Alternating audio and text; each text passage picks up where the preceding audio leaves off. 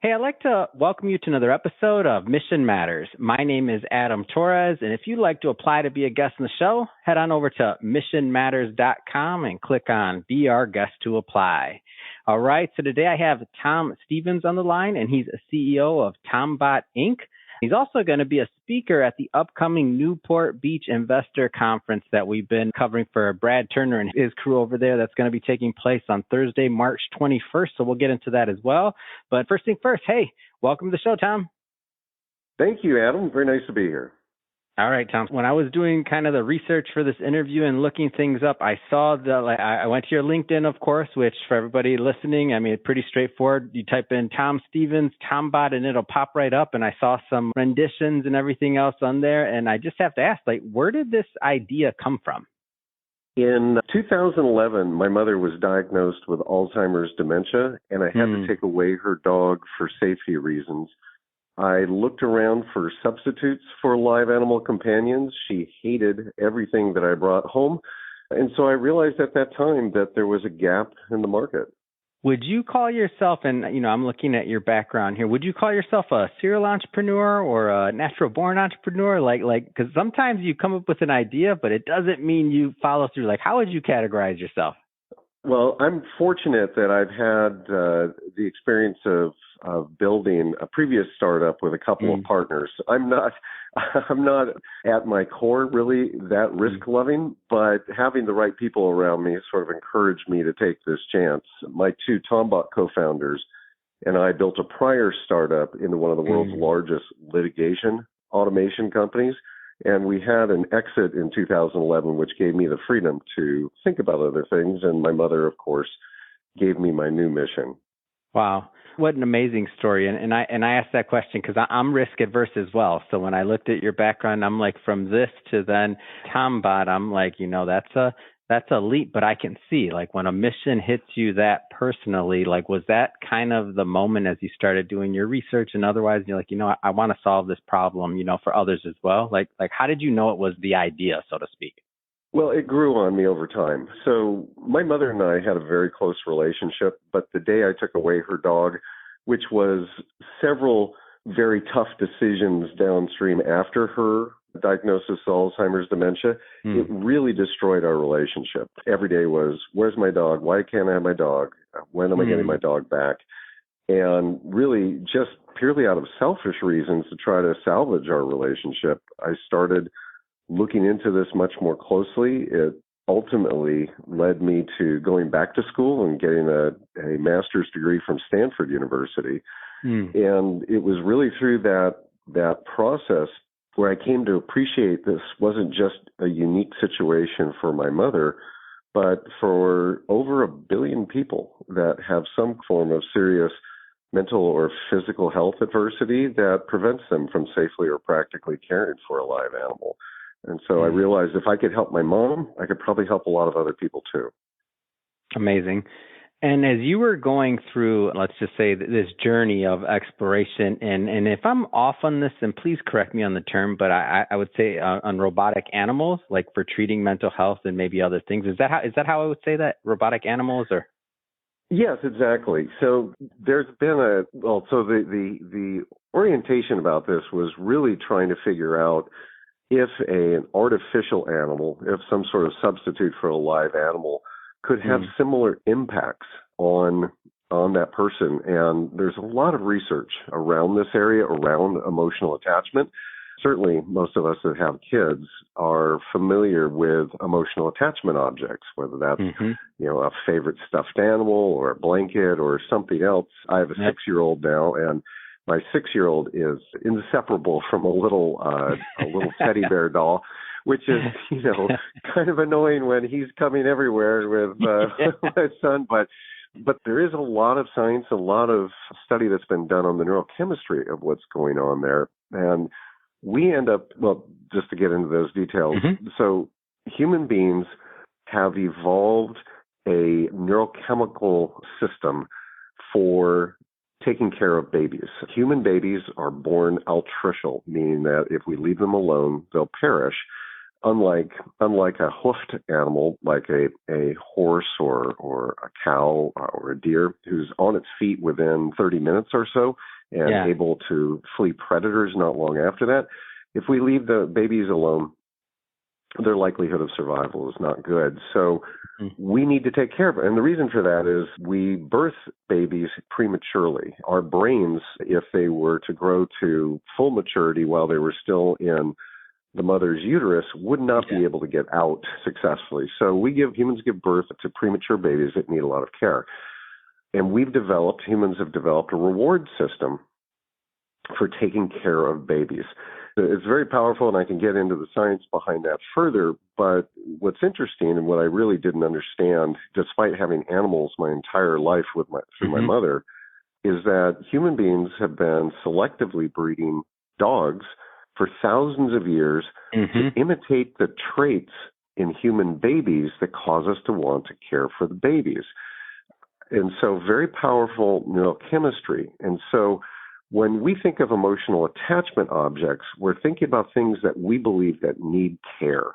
And we're convinced of that. And through that desire to care for the well-being of that object, whether it's organic or inorganic, that's what creates positive changes in our brain's neurochemistry. So the question for us was, could we actually create something that did that? And I had no idea where it would go.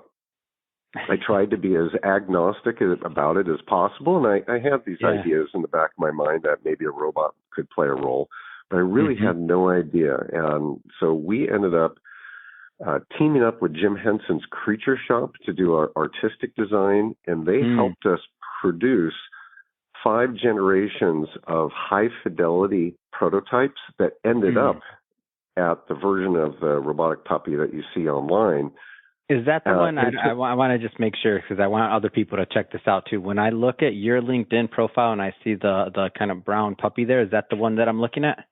I'm guessing yes. I could go check my LinkedIn profile, certainly at our website. or I should say at tombot.com. Yeah, I was going to say we're at tombot.com, of course. Yes. Exactly right. So that is what we're showing there is our 5th generation prototype. And what we learned. He's adorable, by the way. I'm already loving him. I'm telling you.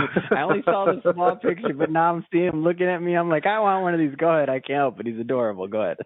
It's way more impressive in person than it is even the videos online. But so we conducted 3 rounds of customer studies with over 700 seniors with dementia, generating, once again, 5 unique generations of prototypes. And there were 3 hypotheses that we were really at the core of our studies, one major hypothesis per round. And the first one was, would seniors with dementia prefer, or stated as a hypothesis, seniors with dementia would prefer objects that move over objects that don't move? The first thing I wanted to do is say, well, could this be done with a $12 stuffed animal, or does this need to be something that's more organic-like? And it was clear 100% of the seniors with dementia preferred objects that moved over objects that didn't. Just as an aside, seniors with dementia don't give reliable information all the time verbally. So we worked with Georgia Tech and the University of Illinois on coding methodologies for our studies so we could code behaviors of theirs that we observed and then quantify those behaviors based upon what the object was that they were actually looking at. So once again, objects that move over objects that don't, which could help explain why my mom hated everything that I brought home.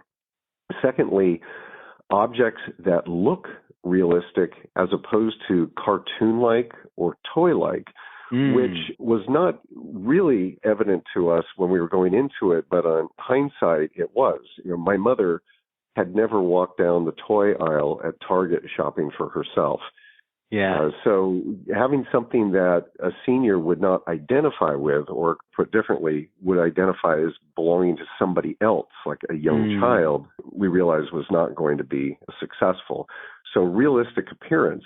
But there were still concerns. Even though it could move and had realistic appearance, the prototypes that we used that round did not move realistically. They moved rather mechanically, and that was disturbing to people. And so our third round, which features the robot that you see on our LinkedIn and our website, her name is Jenny. Jenny doesn't just look and feel realistic, she behaves realistically. So not only can she have the potential to be animated in such a way that she looks realistic, she's fully interactive and responds within the context of what's happening in her environment. So her behaviors not only look good, but they make sense. It's an amazing story, and I'm telling you, everybody that's listening to this, go to Tombot, that's TOMBOT.com, and you just have to see this for yourself. It's amazing. And as you're talking about this, I got to throw something out there, and I know you didn't know this, Tom. For the audience, Tom does not know this, but what I was thinking about this as you're describing it, I'm so happy that you explained the science behind this, and especially with dogs and robot dogs, because I've had experiences, nothing as advanced as this, but some of the earlier versions of ones that I would argue yours is, that's the most advanced dog in this case that I've ever seen for sure in my experience. But I've had some of the earlier ones and other things that were more toys, more gimmicky things like this. But I was always laughing at myself because I'm like, man, I kind of like this thing a little bit more than just you're talking about your 6-year-old, and I'm like, oh man, I don't even want to tell Tom. I'm pretty sure I'm going to the conference. I'm like, Tom's going to say, yeah, that's the guy that plays with it. but hey, you're in the business of it. You're helping people with it. So at least, but I had a little bit more of an attachment. I'm not joking. I could never figure out why. I'm like, why do I care what happens to this little toy?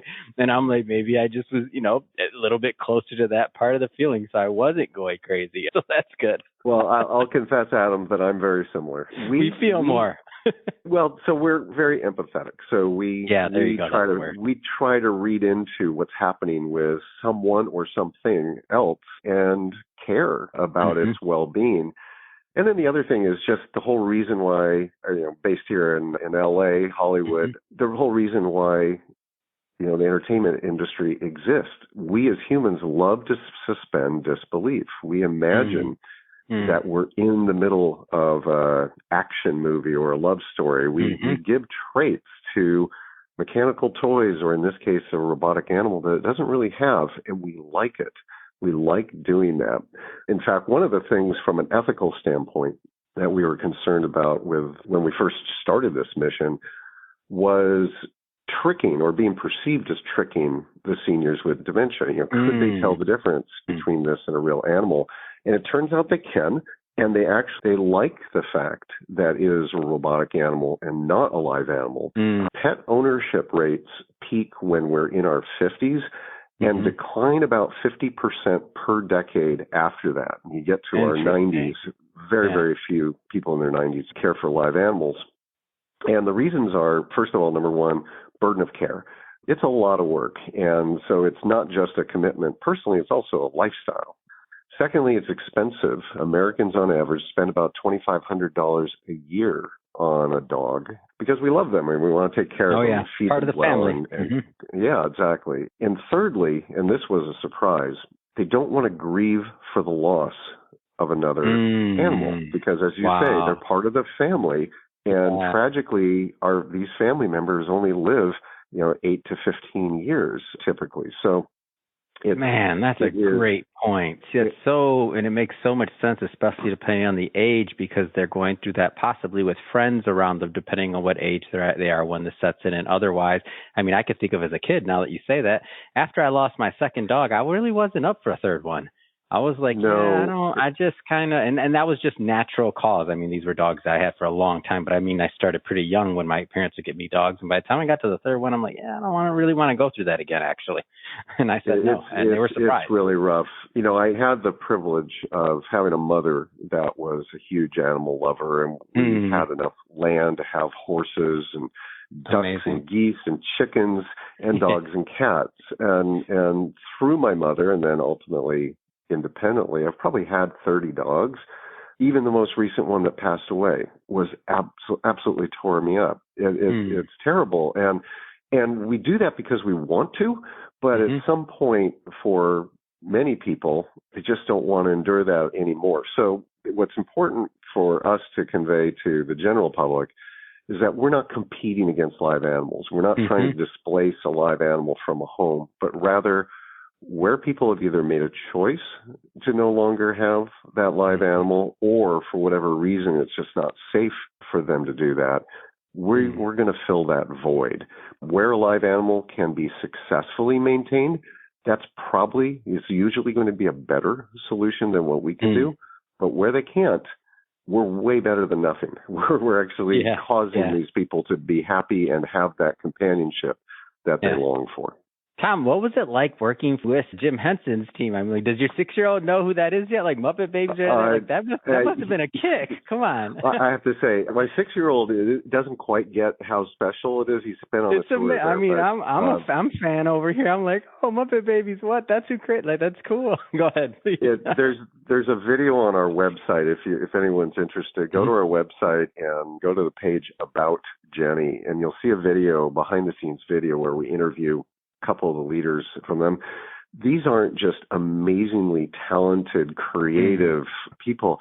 These are wonderful human beings that are doing what they're doing just out of love. And just out of extraordinary coincidence, the two senior-most leaders, the creative director and their animatronics supervisor, both had dads in late-stage dementia when we first met them. Oh, come on. That's God. That's bringing mission. That's bringing everybody together. That's amazing. Wow. But it doesn't surprise me when you say that. It's like, wow. Well, the numbers are more tragic than any other story. This is the prevalence of the diseases like Alzheimer's that lead to dementia in society are just far greater than I ever appreciated before getting into this. But what it did, though, is it sort of connected us as brothers and sisters in this mission together. It wasn't just, hey, let's make a good-looking dog. Let's go help people. And so, wonderful relationship with them. But you'll see on this video, I'm a kid in the candy store. It's just the most extraordinary experience being with these you bring people. your 6-year-old just so you could fake it? Like, oh, it's for the kids. Oh, exactly. Sometimes people do that. Sometimes people take them to the movies like, we're bringing kids like 2 years old. No, the kid's going to love it. This is part. But you're right. I've been a fan of the Jim Henson Company my entire cognizant life. And so beginning with Sesame Street and Muppets, of course. But I didn't realize just how many commercial TV film props they made. And you walk around their shop and you go, oh my gosh. Everywhere you turn is something that you... on all the puppets. Oh, that's amazing. It's wonderful experience. So where are we at with the overall development of it? Like, what's the roadmap look like for rolling this out and distribution otherwise? Like, what you can share today, that is. Sure. For our first product to market, which is designed to reduce the behavioral and psychological symptoms of dementia and reduce their need for certain medications, including psychotropics, that first product that we're bringing to market, which is the one that you see on our website and LinkedIn, we are in final alpha pre-production. We'll finish this phase in April-May timeframe, and then we'll roll into our beta and what's called design for manufacturing, or DFM phase. That's the phase where, even though the product looks like the production version, works like the production version, still needs a little bit of refinement so that it can be manufactured more easily and more consistently. And then that will also produce our beta robots. And once we have a beta version that's working the way we and our customers want it to, we'll ramp up production and start delivering product to our backlog of orders. Yeah, that's exciting. And I see on the website right now, there's a big old button there for reserve your puppy. So I'm guessing that's how you're collecting the reserve. And I see, you go to the website once, and especially if you have a parent in this situation that you're like, yeah, I can see how these things are going to be very helpful to individuals. And I know I'm not going to, put a term on it, whether it's stage 1 or I won't even use that. I just mean in general, where do you see this going? To treat over other mental health, or, let's dream for a moment, not holding it anything. I understand you're very clear on what it's doing now, but let's dream for a moment. Where do you see this going? If I may give you a very short answer about how we think about this philosophically, and then I'll answer your question directly. Please. From my background in product development, product innovation, it's very, very important for the success of the product, the success of the business, to define your customer very narrowly and then understand their problems at an expert level, and then develop to solve those problems. I do not believe that general products for general customers succeed. So this first product was developed specifically for seniors with dementia, but it's a dog. It's a puppy. And so about half of our 6,000 plus pre-order and waitlist customers are for children with autism, adolescents with serious anxiety, depression, suicide risk, adults with PTSD, bipolar, schizophrenia, and adults and seniors who are cognitively healthy but live alone and are at risk of social isolation, severe loneliness. We have not tested our product with these other use cases, and we don't want to say that the product will have the same benefits for these people until we do. But we do expect that the product, particularly for a more cognitively healthy population, will require more technical sophistication, greater realism, and something that I haven't mentioned is that we will also monitor for safety and health. Version 1.0 will monitor seniors with dementia for sundowning syndrome. Sundowning is where late in the day, senior gets especially confused and disoriented. It's the most likely time for wandering risk or agitation or other challenging behaviors. And what's happening is the senior simply disengages. They become very inwardly directed and inwardly motivated, and whatever it is that's driving them, that's what they want to pursue. And they disengage from our puppy. And so what we'll do is we'll monitor that and then help organize that information in such a way that doctors can at a glance see what's been happening since the last patient visit, and help tailor treatment plans to try to get more even cognitive levels and mood levels throughout the late afternoon and evening. We will continue to expand on the safety and health monitoring as we expand into these other consumer segments or customer segments rather. So think Apple smartwatch. So it tells time. It's a dog. It tells time. But what are the other things that we can do with our sensors now that we have them in place? Yeah. It's a great story. And that's why I said, I know you're very direct on the current, product development, but it's just like the dreamer in me is like, oh, I see this and this and this. You already know. I'm talking to entrepreneurs about this. You're right. It is a puppy and it's an amazing one. And Jim Henson's crew did a great job. So I'm excited to continue to watch this develop and watch this story develop. And so final question. This is the hardest question of the day, Tom. This is my are you excited for the conference, man? Newport Beach Investor Conference. Are you excited? Oh, absolutely. I love bringing Jenny out. Jenny is the name of our robot. I love bringing her out in public and getting the feedback. People have things to say. I was just at a conference earlier this week, and people do double takes. They're trying to figure out if this is a real puppy or not, and then they want to know about it, and then they share their own stories about how a loved one has, or someone they know or a loved one has gone through some sort of challenge and health challenge, and how this might be appropriate for them. And so I learn every time I go out and meet people, but I also love the feedback, and even small comments help us in helping navigate not just how to bring it to market, but how to make it a better product. Amazing. It's a great story. And I'm not going to lie, this is making me want to go to the conference more because I get to see Jenny in person. I'm like, come on, I want a paw print or something like that. we need to get her a little booty, like a little stamp. I'm a fan. I want a paw print. Come on. That's a great idea, actually. You're welcome. That's a good one. I know. And I want and definitely get the, how like Comic-Con and things like that, they have the little posters. So get the little smaller one, whatever, like Jenny was here, however you want to do it, like very fun. I want something to take away because I know I can't take a puppy away yet, so I'm in. Soon, very soon to get the amazing. Puppy. We want to. So Jenny has her own Facebook page, so we want to develop maybe not fandom like a superhero thing, but we do want a way for our community to engage with each other. Just the last thing, one of the most important discoveries I made was when someone recommended early in my journey with my mother is to come to a caregiver community meeting where we meet with other family members who are caregivers on behalf of a loved one with dementia. And that was super powerful. And we want to be able to extend, to the extent we can, that connectivity to our entire customer community so that they can benefit from stories, best practices, or just, sort of emotional support. Amazing.